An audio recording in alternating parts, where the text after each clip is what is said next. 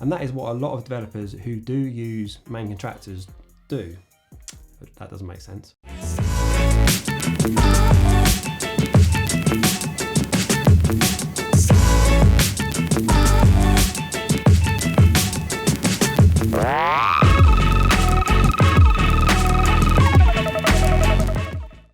Hey guys, welcome back to the channel. In this video, I'm going to cover why the construction industry has such a poor reputation. Now, back when I was a main contractor or working for a main contractor, I used to get asked this question quite a lot. I did quite a lot of work for sort of CEOs of big companies, and what they would always say is, why does construction industry have such a poor record when it comes to delivering projects on time and to budget? So in this video, I'm going to cover this, and as usual, I'm going to break it down into bite-sized chunks so it's got a bit more of a beat to it. So without further ado, let's jump straight into it.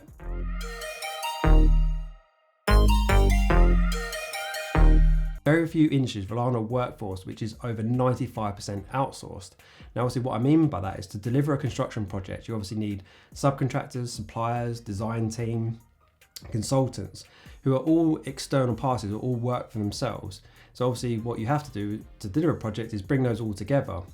Now almost all other industries are obviously companies that have grown organically over the time, and I would suggest that their head office staff, in terms of actual turnover, is maybe less than 5% a year. Which obviously in construction is not. It's the other way around with what I just said. It's 95%. Every project, you're almost bringing in a whole new team to deliver that project. So even if we compare the bad staff, say in another industry, so everybody's got those gripes in terms of there's someone in the office that they think, oh, it doesn't pull their weight, or that they're manipulative and the boss has got a sweet spot for them. But even in that situation, even when you've got a bad member of staff in one of those organizations, obviously what you've got is that everybody around them has been around them for years. So you kind of have this situation where people know their strengths and weaknesses, what not to give them, or even if they're not pulling their weight, it's easy for that company to give work to someone else in the office to cover that workload. Whether it's right or wrong, that's not the point here. But now if we compare that to construction, obviously going back to subcontractors packages, it's not easy to take work from someone who isn't performing and give it to someone else, i.e. bringing a new subcontractor to take over their work. That is so difficult. And obviously most of the time, if you want to do that, you're going down some sort of dispute resolution, which is basically getting into legal action with each other over terminating one person's contract and trying to bring someone in new. And what makes that even more difficult is that sometimes that just isn't feasible. So if you look at something like M&E, which is mechanical and electrical, it's very difficult to bring a plumber or an electrician onto a project to take over someone else's work. You will find that they are very apprehensive about doing that, and they just don't want to take on the risk of someone else's work and obviously putting their stamp of approval on what someone else has done. So obviously if you have a poor subcontractor, they can hold up everybody else behind them, and ultimately to get rid of them is so much harder than it is in a normal company who could essentially disperse work around them.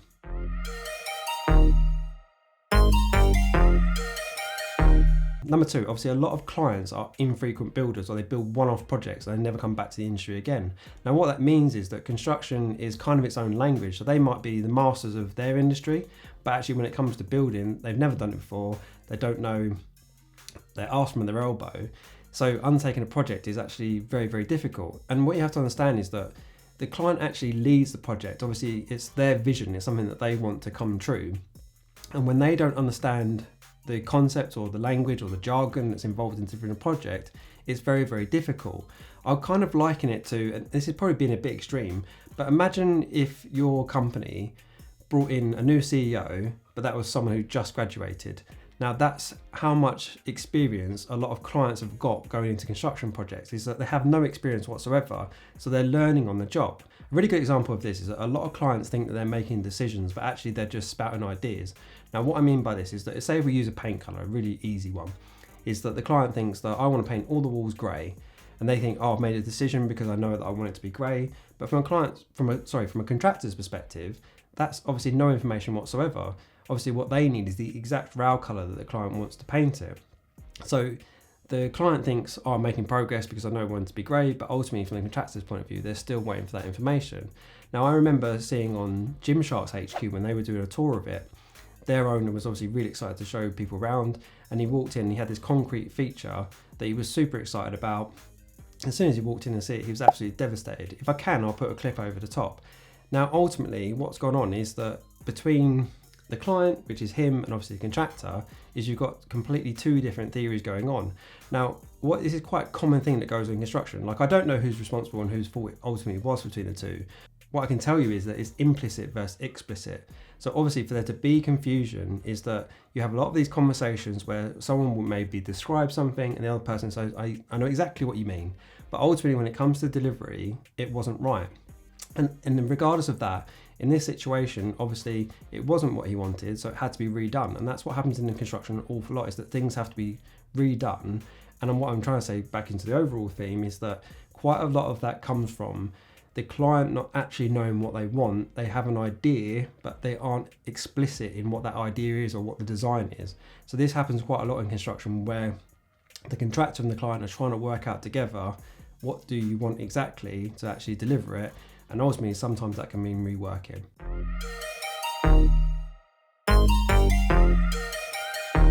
Tied to this point is design and build contracts. Now, D&B contracts are one of the most widely used contracts in construction. Now, ultimately, the premise behind it, and obviously a lot of university goers watching this will think that it's very black and white as to what a D&B contract. You'll be taught that, well, D&B means that all the design responsibility goes to the main contractor, so they're responsible for the design and the construction of the project. Now, just on that point alone, obviously think about it. That means that a main contractor has to design and build as they go, which obviously brings so many complexities with it. Obviously, you're designing, building, but hold on, there's a bit in between, which is that you need to price up what you're designing as you go.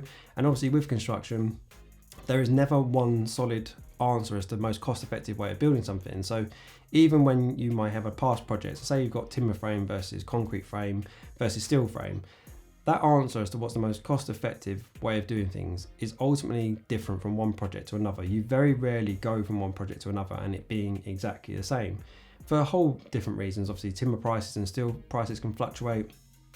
It might be that the subcontractor that you used on the last project gave you a very competitive price, and our next project is not competitive.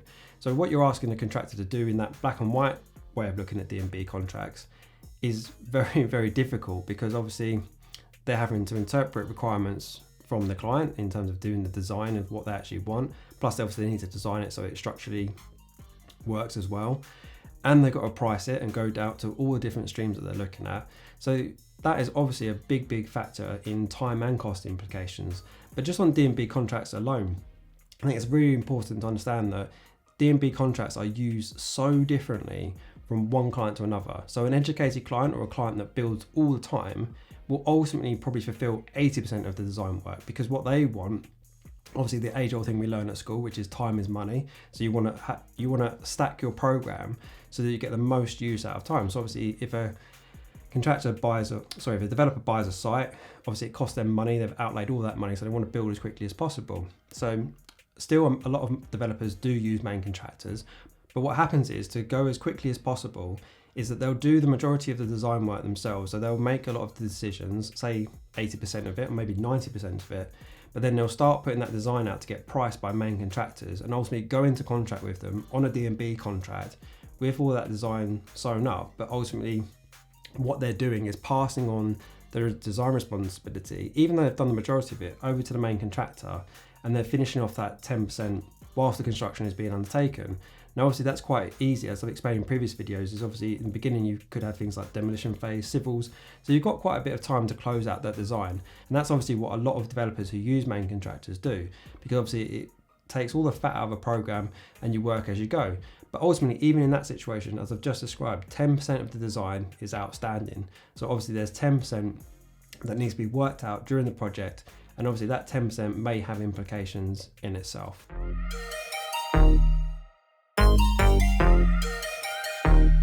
Estimating. So I've covered this in some of my other videos, but very, very briefly, is that obviously with estimating, you will lose probably over 95% of the tenders that you work on. Now, what that means is that you can only give so much resource and time to each tender that comes across your desk.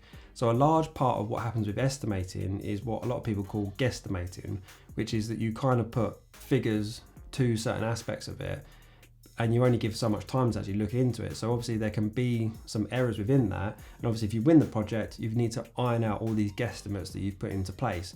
So that's another big area where things can go wrong for main contractors in particular, is that their guesses are wrong and they're having to work those out as they go.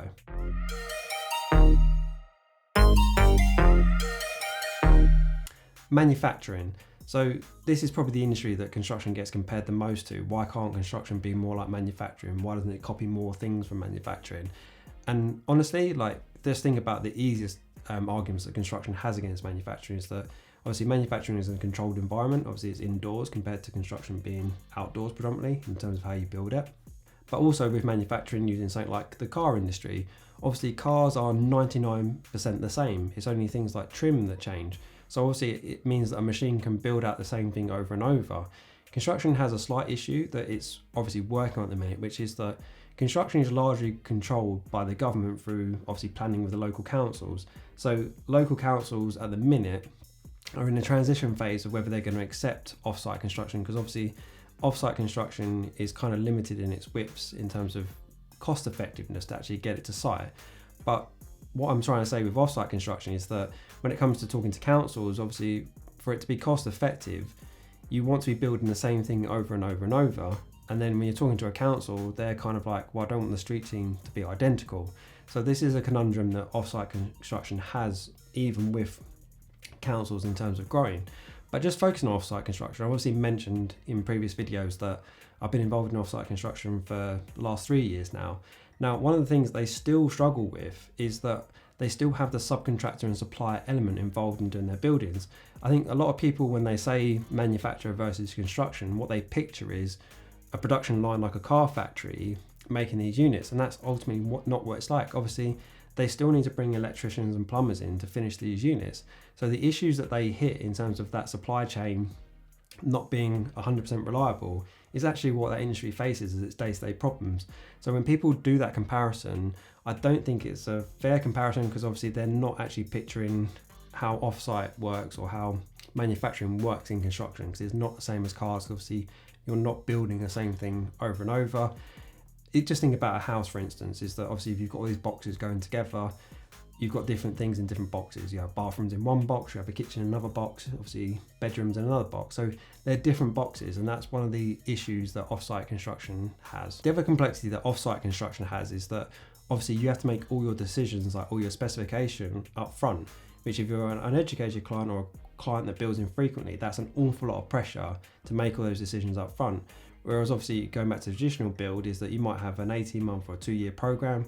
So you've probably got somewhere like a year to make a lot of decisions depending on where they come in the program.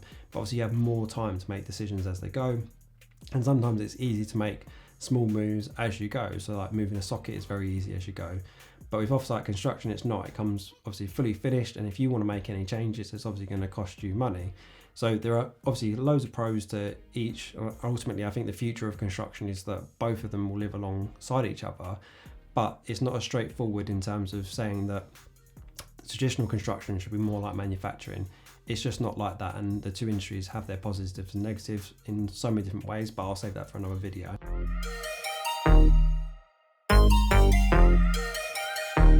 Surveys. I remember when I was doing my master's, there was an external consultant that came into the university, and he said there's nothing in construction that can't be preempted from any type of survey. Now, what his point was is that if you're willing to chuck enough money to carry out as many surveys as you possibly can, then you should be able to foresee certain issues and you should be able to put a certain cost and program implication up front. Now, what happens obviously in construction is that not all surveys, i.e. every single survey you can possibly undertake, is undertaken on every project. To give you a live example of this, I remember many years ago building a block of apartments which had an underground car park to it. Now the client had undertaken utility searches, so which means that it will show you like BT, water, gas lines that are in and around the site. And essentially they had the searches undertaken, so using Thames Water as an example, they feed you back what records they've got of what's in that area.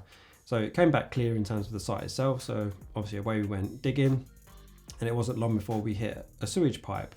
Now, to cut a very long story short, when we went back to Thames Water to say, hey, look, we found this sewage pipe, it wasn't on your records, they said, oh, it must predate, I think it was 1910 or 1915.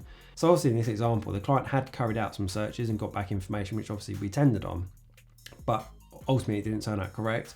But going back to the point that the lecturer made is that they could have obviously carried out sonar or radar detection on the site, which may have picked up this pipe. So therefore, spending more money would have resolved this situation. But ultimately, with construction and its reputation, what you have to understand is that those types of issues come up all the time, which is that a lot of surveys are undertaken, but not every survey is undertaken on each project, which means that you come up against conditions that you weren't prepared for, that are going to have both time and cost implications.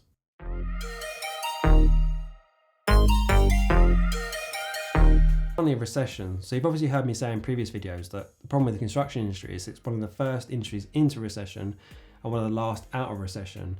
Now what that means is that a recession may last 18 months, but that's what it means from a definition standpoint, i.e. what the UK economy is doing or what the global economy is doing. But it doesn't feel like that in different industries. Obviously some industries will not have any implications whatsoever, they won't have any downturns, whereas other sectors will be massively hit. But what that means from a workforce perspective is that obviously if a standard recession is 18 months long, but construction it lasts for more like 2.5, 3 years, obviously people can't go without work for that length of time. So what happens is people tend to leave the construction industry and don't come back to it. Obviously they start a career in another field and obviously stay in that field and obviously grow, blah, blah, blah, you get my point. But what that means is that when the construction industry does come out of a recession, it's obviously massively short on a skilled workforce. So I remember when Help to Buy came in particular, in the residential sector, that just caused a huge spike in the amount that developers were building. And it was every single developer. It was basically kick-started it into overdrive.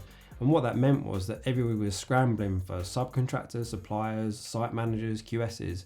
You couldn't build fast enough. And some of you may remember that were in the industry is that it caused a huge brick shortage, because obviously the brick manufacturers had been building at the demand level there was, and they'd actually shut some of their plants. So what happened is that sort of flatline curve obviously shot straight up and they just couldn't meet their demand. So that's a really good example of one of the major issues that construction has, is that because it's so prone to go into longer recessions than what other industries has, is that it's forever losing its skilled workforce and essentially having to start afresh a lot of the time. And that also means that when you haven't got a skilled workforce, and going back to what I said at the very first point, with 95% of the industry being outsourced, how much more difficult does that make it when ultimately that workforce is now got quite a big percentage of it that aren't skilled? So there you have it. I don't want to go on too much longer. In making this video, honestly, I made so many more points than this. And if you've got more points and you're watching this video saying, oh, you've missed this, you've missed that, please whack it in the comments. This video is successful. I'm happy to make a part 2 to it.